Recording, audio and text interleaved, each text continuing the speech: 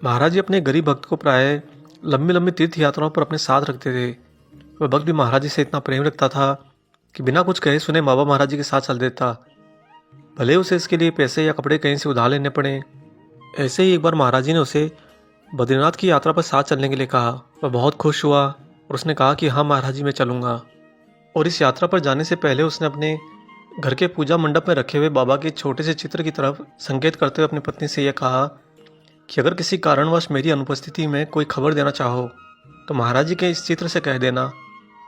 यह खबर मुझ तक अपने आप पहुंच जाएगी, क्योंकि यात्रा में मैं महाराज जी के ही साथ रहूंगा और तुम्हारी करी की कोई भी प्रार्थना व्यर्थ नहीं जाएगी। यह कहकर वह भक्त कैंची धाम महाराज जी की सेवा में आ गया और वहाँ से वह महाराज जी के साथ बद्रीनाथ की यात्रा पर चल दिया। उन दिनों यात्रा में काफ़ी समय लगता था, अतः कुछ दिनों की यात्रा करने के बाद जब सभी लोग हिमालय पहुँचे और वहाँ पर अगले दिन विश्राम कर रहे थे, तभी अचानक इस भक्त से महाराज जी पूछने लगे कि तू यहाँ पर क्यों आया है। भक्त को इस प्रश्न का कोई जवाब नहीं सूझा। उसने हाथ जोड़कर कहा कि बाबा, मैं तो आपके कहने पर ही आया हूँ। महाराज जी थोड़ा दृढ़ हुए और बोले कि तेरे घर में दाल आटा कुछ भी नहीं है, तेरी पत्नी को चिंता हो रही है, वहाँ खाने को कुछ भी नहीं है घर में, और तू इतनी दूर मेरे साथ आ गया है। कम से कम आने से पहले उनके खाने का प्रबंध तो कर देना चाहिए था तुम्हें। जब बाबा महाराज जी ने कड़वा सच उस भक्त को कहा तो भक्त थोड़ा झेंप गया। उसके पास इसका कोई उत्तर नहीं था, क्योंकि वह एक तब तो महाराज जी से बहुत प्रेम करता था और दूसरी तब इतना स्वाभिमानी था कि अपने कष्ट बाबा महाराज से कभी कह नहीं पाता। साथ ही जो भी भक्त लोग महाराज जी के पास रहते, बाबा महाराज जी की उपस्थिति में ये लोग इतने भाव विभोर रहते थे, इतना भक्ति में लीन रहते थे, खोए रहते थे कि उन पर नशे जैसा असर रहता था। कहने का मतलब यह है कि वे भक्ति में अपने इस दुनियादारी को, अपने पारिवारिक कर्तव्यों को, अपनी जिम्मेदारियों को भुला बैठते। क्योंकि जो भी भक्त महाराज जी के नज़दीक रहता, उनके शरण में रहता है, वह हमेशा चिंता मुक्त रहता है और उसे बहुत ही दृढ़ विश्वास होता है कि महाराज जी उसकी अनुपस्थिति में उनके परिवार की देखरेख कर रहे होंगे। चाहे कैसी भी छोटी बड़ी परेशानी आए, महाराज जी उनके परिवार की कैसे न कैसे किसी न किसी माध्यम से अवश्य सहायता कर देंगे और उसे उस कष्ट से बाहर निकाल देंगे। यही सब के कारण यह भक्त भी चिंतामुक्त था। और जब बाबा महाराज से इसने डांट सुनी तो महाराज जी के डांट फटकार सुनने के बाद यह जाकर एकांत में बैठ गया। बैठे बैठे लगभग उसे आधा घंटा हो गया था। तब आधा घंटे बाद महाराज जी ने उसे पुनः अपने पास बुलाया। इस बार जब वो महाराज जी के पास गया तो महाराज जी मुस्कुरा रहे थे। बाबा ने मुस्कुराकर कहा कि तेरे घर पर खाना आ गया है, तेरे परिवार वालों को खाना मिल गया है, कश्मीरी माई ने जाकर सब कुछ दे दिया है, अब तो कोई चिंता मत कर। एक भक्त को और क्या चाहिए। महाराज जी से मिला आश्वासन उसके जन्मों जन्मों के पुण्य से भी बड़ा होता है, क्योंकि पुण्य तो फिर भी हिसाब में घटते बढ़ते रहते हैं, परंतु महाराज जी का आश्वासन हमेशा अटल रहता है, उसमें कुछ भी घटता नहीं।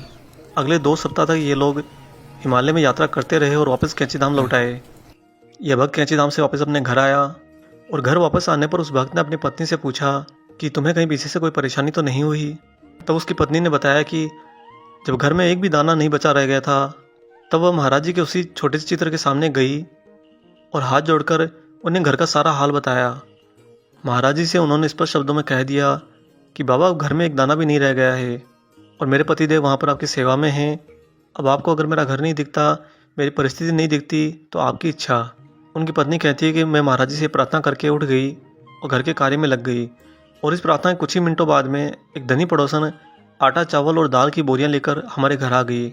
उस धनी पड़ोसन ने मुझे अपनी पुत्री के समान प्रेम और स्नेह दिया और साथ ही उसने यह कहा कि ये सब लौटाने की आवश्यकता नहीं है, ये सब बाबा महाराज जी की कृपा से हो रहा है। भक्त अपनी पत्नी के मुंह से महाराज जी की इतनी दिव्य कृपा सुनकर बहुत धन्य हुआ और आंखों से उसके निरंतर आंसू बहने लगे। दोनों पति पत्नी फिर से अपने घर के मंदिर में गए और महाराज जी के उस चित्र के सामने हाथ जोड़कर बाबा महाराज जी को सैर दे अपनी आत्मा से धन्यवाद कहा। तो आपने यहाँ पर यह समझ लिया कि महाराज जी एक छोटे से चित्र से भी आपकी बात को ग्रहण कर लेते हैं। अतः दोस्तों, महाराज जी ने ऐसा कोई कठिन मार्ग, ऐसी कोई विशेष प्रक्रिया या क्रिया नहीं बनाई जिसके लिए आपको अलग से जतन करने पड़े, अलग से प्रयत्न करने पड़े। महाराज जी अपने भक्त को बहुत सरल अपने पास रखते हैं। आप बस एक महाराज जी के चित्र के सामने खड़े होकर अपनी प्रार्थना सहृदय उनके सामने सविनय प्रस्तुत करेंगे तो महाराज जी के पास आपकी प्रार्थना अवश्य पहुंचेगी। और हो सके तो एक नियम बना लीजिए, क्योंकि जब जीवन में कठिन समय होता है, जिसे हम दुख कहते हैं, उस समय जो सबसे ज़्यादा भय होता है वह हमें हमारे ही कार्य, हमारे कर्मों से होता है। अर्थात प्रतिदिन जो नए कर्म आप जोड़ते जाएंगे वह सभी आपको भयभीत करते जाएंगे।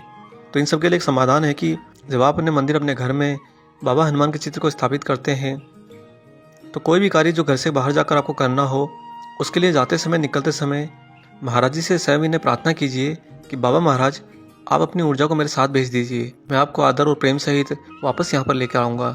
और आप ये देखेंगे कि आप जब बाहर जाते हैं तो आपके जो कार्य होंगे वो इतने आसानी से, इतने स्वतः, इतने स्वभाव में क्रियान्वित हो जाएंगे कि जब आप लौटकर अपने घर आएंगे तो आपके चेहरे पर हर दिन एक मुस्कुराहट रहेगी। घर आकर वापस महाराज जी को उनका आसन ग्रहण करवाइए और प्रतिदिन सोने से पहले महाराज जी को उस दिन के लिए धन्यवाद कीजिए, क्योंकि दोस्तों बिना कुछ आपसे लिए, बिना कुछ बोले, बिना कुछ मांगे बाबा महाराज आपके साथ जाते हैं, आपके कार्य को पूर्ण रूप से नियंत्रित करके क्रियान्वित करवाते हैं और आपके चेहरे पर एक मुस्कान के साथ आपके उस दिन को पूर्ण करवाते हैं। आशा करते हैं महाराज जी की लीला का ये वीडियो आपको पसंद आया हो। वीडियो अगर अच्छा लगा है तो जाते जाते इसे लाइक ज़रूर कीजिएगा और जो लोग चैनल पर नए हैं चैनल को सब्सक्राइब कर लीजिए। मिलेंगे बहुत जल्दी एक और ऐसे शुभ अंक के साथ। तब तक अपना और अपने माता पिता का पूर्ण रूप से ख्याल रखिए और परम प्रभु श्री राम जी का निरंतर गुणगान करते हुए बाबा हनुमान और बाबा नीम करोली महाराज जी की निस्वार्थ होकर सेवा करते रहिए। जय सिया राम।